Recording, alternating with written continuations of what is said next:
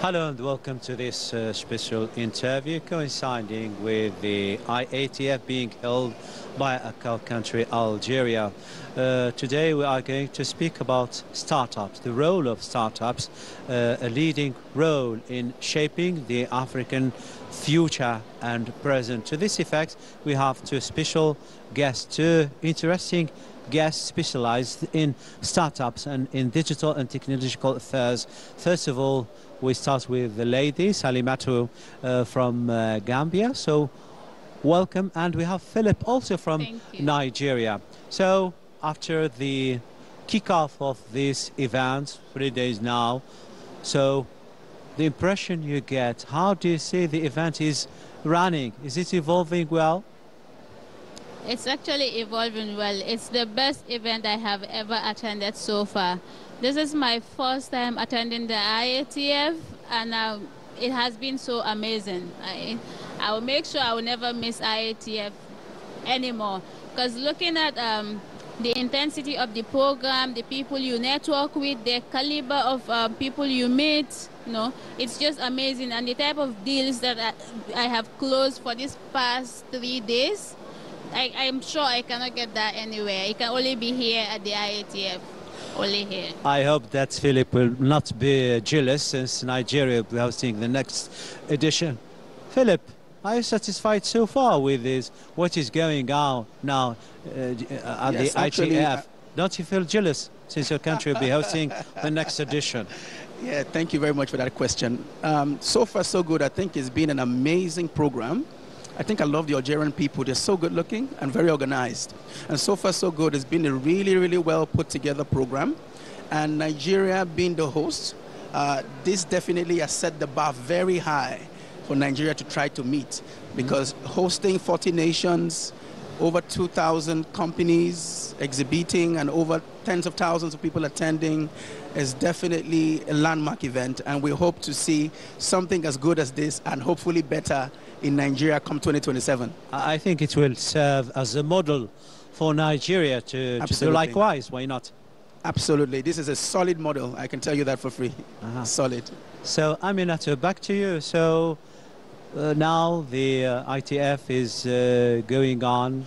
Have you established contacts with the participating companies and enterprise, since the aim of this event is to make business? It's a gateway to new opportunities. Yes, so far so good. As I mentioned earlier, I have had several meetings and then also established several partnerships. We have just started, so we are going to take the discussions further. But the goal is that before leaving Algeria, 10 deals have to be closed. That's the goal. That's the aim, huh? Here. Yes, that's the aim. Philip, is this the aim for you also to get... At least I know I set a milestone for at least 5 major significant deals, right, in different aspects of my business, partnerships, funding, and maybe people who distribute us.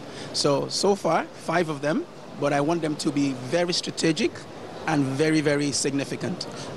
Is Aminata one of your deals? Aminata is my colleague at the African Union Fellowship. So GISCO, that's an interesting question, because I think she does social media, digital marketing, and other aspects of technology. So definitely there are areas of possible collaboration. Thank you for pointing that out. Aminata. Salimatu. Salimatu. In fact, her name is Salimatu. Salimatu. So now we focus on the role of startup. Startups is seen as the future, not only of Africa, but the whole world. How do you see the role of startups? We can never emphasize the role of startups, the roles that startups play in our economy, whether regional, at continental level, or worldwide. The role of startups can never be overestimated. If you look at statistics, you would see how much startups are contributing when it comes to employment, job creation, and even boosting the GDP. The number of startups and businesses we have outseeds everything. So we are the future. We're the ones that are building solutions that are solving the world's most pressing issues. Innovations are from startups. Any innovation that you see, know that there is a startup behind it. So our role can never be overemphasized. So startups is the synonym of innovation for you. Yes. Philip, startups is now seen as the alternative of the conventional, traditional way of business, since they are easy to create and they offer better opportunities and more job opportunities as well. Your conception concerning startups? Yes, so startups, you're very right. There's been a change in terms of how people see inventions. But over time, throughout history, you realize that, as not just like my colleague Salima said, startups are the synonym for innovation. So startups have already always existed from history. So anybody who is trying to create something new or trying to make something that is already exists better, then you technically are functioning as a startup. But it's very interesting how startups are now being framed and set up in modern times, because now it becomes, people now do not look at the innovation side of things. They look at job creation, and they also look at financing and economic empowerment, an improvement of society at large. So I think that's very correct. I think it's very correct. How startups are working in Africa? Are they doing a good job so far? Yes, startups are actually, the backbone of, Africa's rise in the next century and, decades to come. Because startups are the engine for transformation. So far, so good. I can say that even with the limited resources, limited opportunities that startups have, especially within the African context, I think innovators are doing a great job in terms of being resilient, in terms of being disciplined and consistent, to seeing the dreams being fulfilled. At the end of the day, their contributions help shape society, both now and for the future. So far, I think startups are doing a great job in Nigeria and Africa at large. Salimatu, do you think that Phillips believes that startups are the backbone of economy, of business as well in Africa? Do you share his point of view? Oh yes, he's 100% correct. If you look at the African Union's Agenda 2063, right, that can no way be achieved without startups. If you look at the entire framework, startups play a huge role in making sure that we attain the African Union's Agenda 2063. We are actually Africa's entire economy, right? Us, the startups, are the entire economy.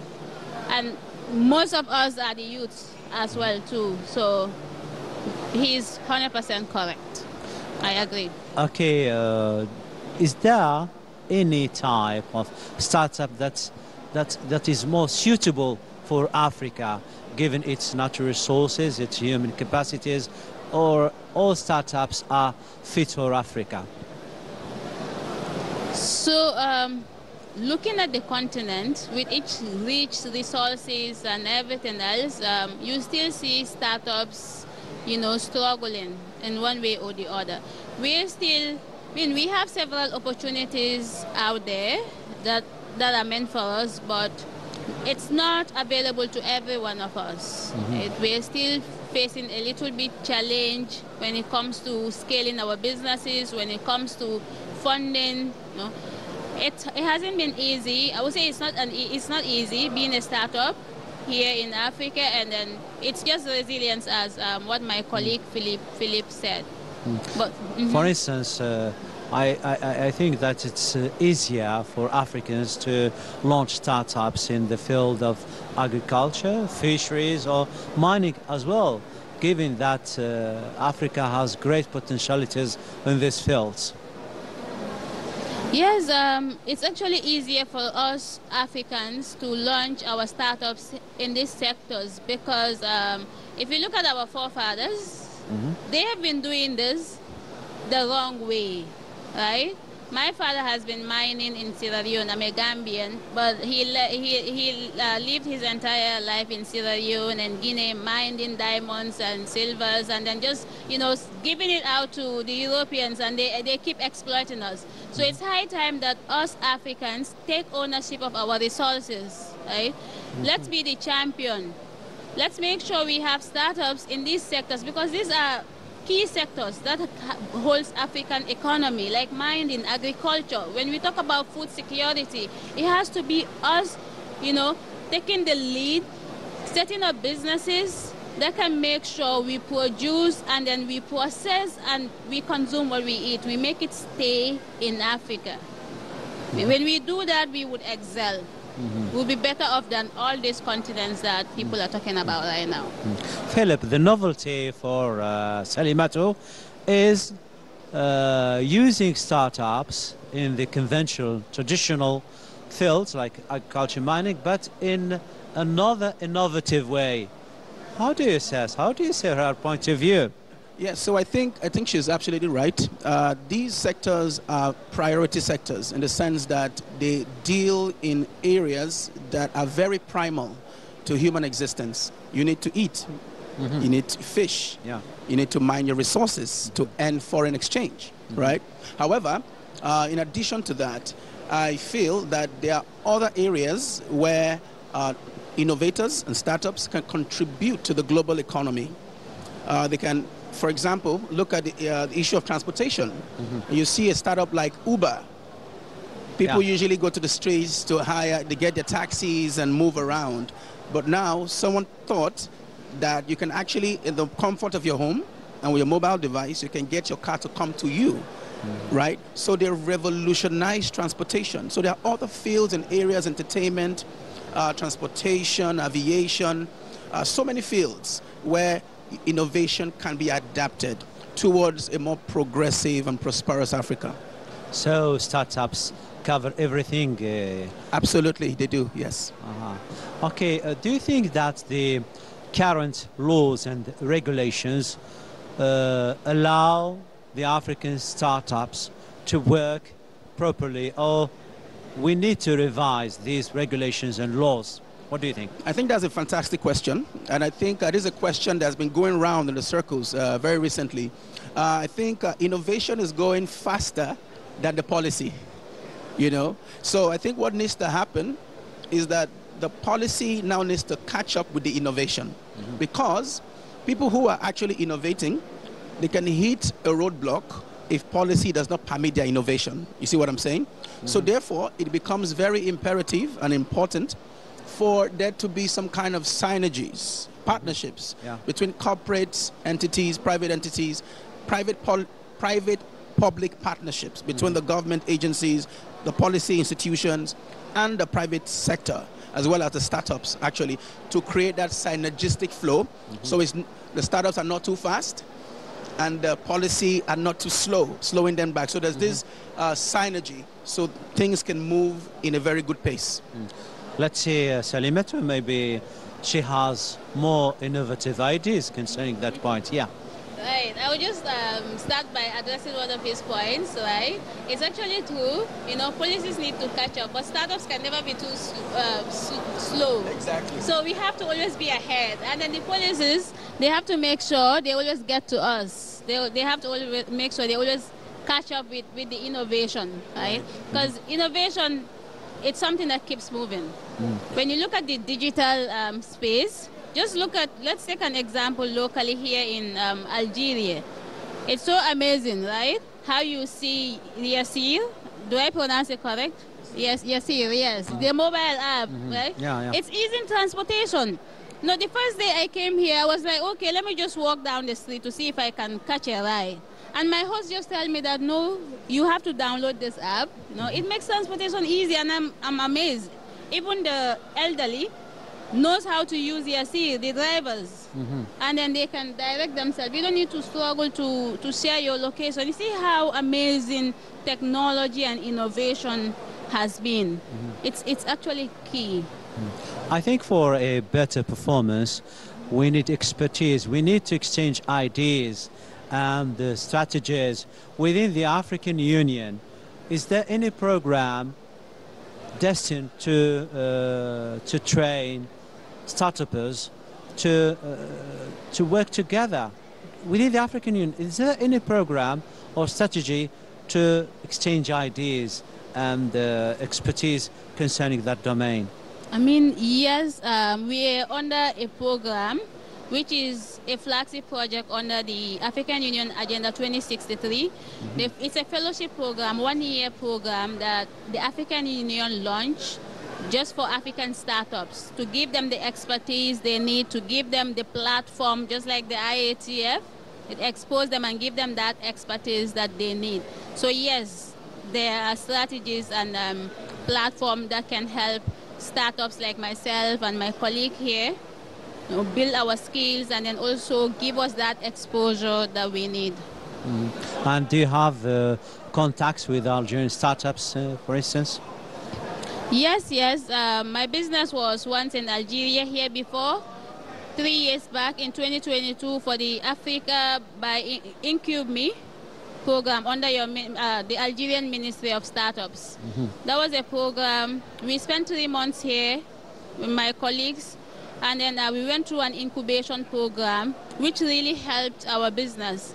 At the end of the program, my business, one of our products called G-Quiz, is an EdTech app, was awarded the innovative label for the 3 months. Philip, here in Algeria, we have a whole ministry devoted to startups and incubator. Is this the case for you in Nigeria? And why don't you seize this opportunity to conclude partnership agreements with Algerian startups, for instance? Absolutely. I think when I heard it yesterday, when the ministry, the Honorable Minister of Startups was around yesterday, I think he was in the AU pavilion, and he was giving a very brilliant introductory remark and a welcome address. It was very, very interesting to see that, you know, the nation, the country decided to have a startup ministry. I think that's a forward-thinking, you know, government, because Africa, 1 in 4 young people will be in Africa by the year 2050. So you see, the government of Algeria are looking at things in the right way. So they are actually creating a special ministry to focus on startups, which I think is a great idea. In Nigeria, I wouldn't say we have a ministry of startups, but we have a ministry that covers that, right? The digital economy, the ministry of digital economy, right? So yes, so I think it's a great idea to have that, and it's a very, very good model even for other nations and governments to adopt as a model, so that in this case we can prioritize startups and youth empowerment, so that in turn they can contribute significantly to continental development. Salimatu, people see that startups is the future of Africa. What are the challenges that are facing this domain to evolve, to do well in Africa? I mean, thank you for that wonderful questions. Our startups face huge challenges, different challenges in various aspects. First of all, I would start off with access to capital.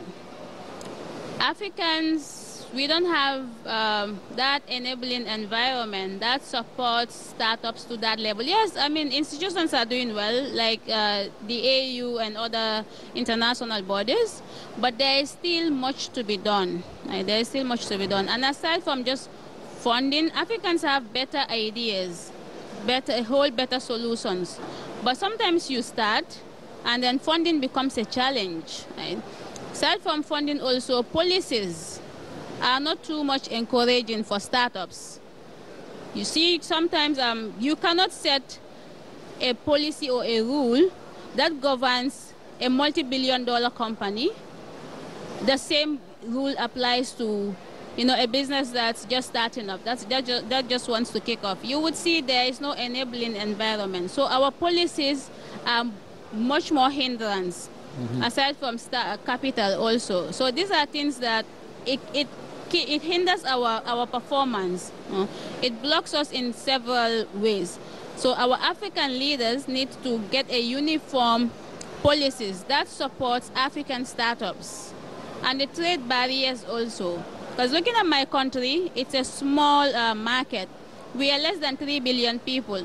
Right? So we cannot be a multi-billion-dollar company by staying in just Gambia. We have to expand beyond borders. So when you want to expand beyond borders, AFCFTA is around, but it's still, feel like it's still new, and there is a whole lot to be done under the AFCFTA. So I try to expand, but we are faced with several regulatory challenges, even within the ECOWAS region. It's still challenging because there are rules and regulations. You need to get a local partner. I feel like, you know, boundaries, different. We are Africans. As long as it's Africa, you don't need to be a Nigerian to set up a business in Nigeria or Algeria here. As long as you're an African, right? Is it easier for men or women to launch startups? I would say it's easier for men because we face a lot of challenges. We are faced with a whole lot of challenges. People look down on me when I started this business. They see you as a failure. Philip, do you agree with her? Well, I may have a different opinion, right? Okay, so historically, men have, I'm looking at it from a cultural and historical perspective, okay? Historically and culturally, men have always been the providers, if I should use that word. So men go to war, men go to hunt. So naturally, men have always been inclined to have startups. This is not to negate the creativity of a woman and the ability for a woman to nurture and to incubate things, okay? So from a historical perspective, men have always been the forerunners in innovation. However, in recent times, policies have actually now been put in place to ensure that women are not left behind. So, and right now, this is my opinion, okay? So my opinion is that right now, there is more focus on women-oriented businesses in Africa. This is my personal observation. And it's a good move, I think, no? No, it's not a bad move. It's not wrong at all. I mean, this is so that there can be some kind of balance. So the women are encouraged. If they have good ideas, you come forward and bring innovations, right? It's not limited to men or women. Salimato, it seems that Philip is jealous, no? Yes, he is. But it's good for us to be empowered, right?